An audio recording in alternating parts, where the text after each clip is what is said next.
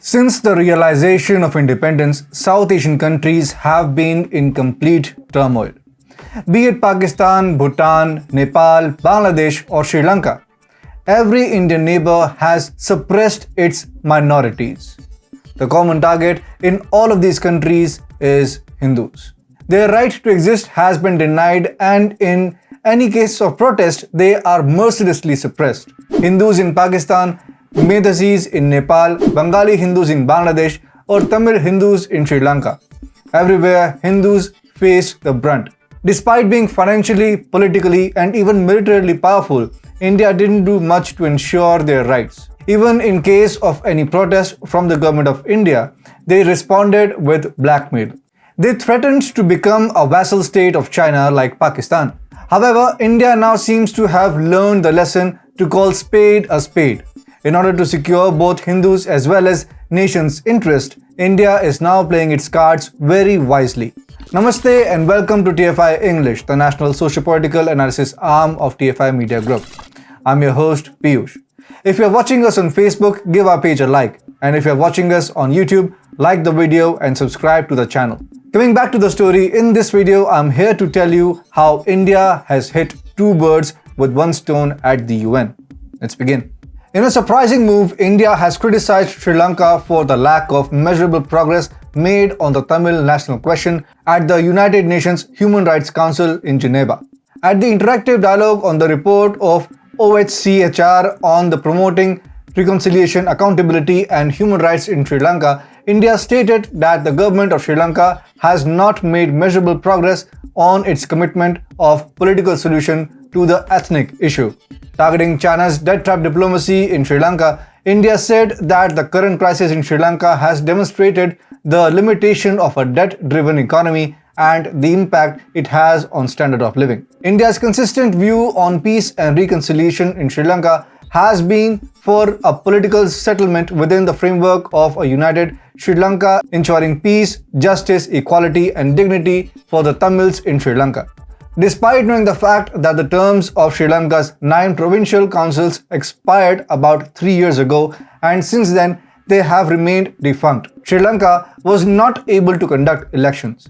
The 13th Amendment of Sri Lanka's constitution mandates to ensure delegation of powers to provincial councils and holding of provincial council elections at the earliest, but Sri Lanka has failed on all fronts. Urging Sri Lanka to take concrete steps in the direction, India said it is in Sri Lanka's best interest to build the capacity of its citizens and work towards their empowerment, for which devolution of power to the grassroots level is a prerequisite. In this connection, the operationalization of provincial councils through early conduct of elections will enable all citizens of Sri Lanka to achieve their aspirations for a prosperous future. We therefore urge Sri Lanka to take immediate and credible action in this regard. India's slamming of Sri Lanka has come very late on the issue of Sri Lankan Tamils. Sri Lankan Tamils are the natives of Sri Lanka. Culturally and religiously aligned with Indian Tamils, they constitute the majority in Sri Lanka's north and northeast province. Centuries-old interaction with Indian Tamils, the Sri Lankan Tamils carry a distinctive way of life to the rest of the country. After getting independence from Britain in 1948, the Sinhalese majority country launched unending discrimination and strike on minority Tamils. In 1956, Sri Lanka passed the Official Language Act to make Sinhala the sole official language of the state. Completely disregarding the rights of Tamil-speaking people, it was the blunt use of majoritarianism. The act promoted an exclusionist Sinhala Buddhist national identity and became a justification of minority oppression. The extremist Buddhist Sinhalese launched uncountable ethnic cleansing programs against the Tamils. Facing the wrath of peaceful Buddhists, Tamil groups demanded independent Tamil Elam. To secure the independent land for its people, the Liberation Tigers of Tamil Elam was formed by Vellupillai Prabhakaran. It was a militant organization to secure the rights of Tamilians in Sri Lanka. In the light of the LTTE formation, the Sri Lankan military launched a series of crimes to flush out the movement. Rape of Tamil women and killing of Tamilians became a norm. Sri Lanka launched one of the most heinous war crimes on its own population. Reports suggest that more than 1 lakh people were killed and thousands of women were raped and abducted. The atrocities against Tamilians were unlimited, which ignited the mass migration of Tamilians from Sri Lanka to India. Facing persecution in hands of Sri Lankans, about 8 lakh Tamils were forced to leave their ancestors' homes. Reports suggest that 1/3 of Sri Lankan Tamils are living out of Sri Lanka due to persecution and discrimination. After the brutal ending of the civil war, Sri Lanka, according to the 13th Amendment to the Constitution, provided for establishment of the provincial councils, the appointment of powers of the governor of provinces, membership and tenure of provincial councils, the appointment and powers of the board of ministers, the legislative powers of the provincial councils, alternative arrangements where there is a failure in administrative machinery. The amendment also abolished the Official Language Act, which made Sinhala as the only official language. Both Sinhala and Tamil languages are official as well as national languages of the country. India's criticism of Sri Lanka was made on non-compliance with the 13th Amendment, which provided for regional autonomy to provinces. But despite mandated constitutional provisions, Sri Lanka is reluctant to devolve land, police and financial powers to the provincial government. India, in its statement, also slammed China's debt trap diplomacy in Sri Lanka. Without mentioning China, India called that the current crippling economy of Sri Lanka is the direct result of debt-driven economy model.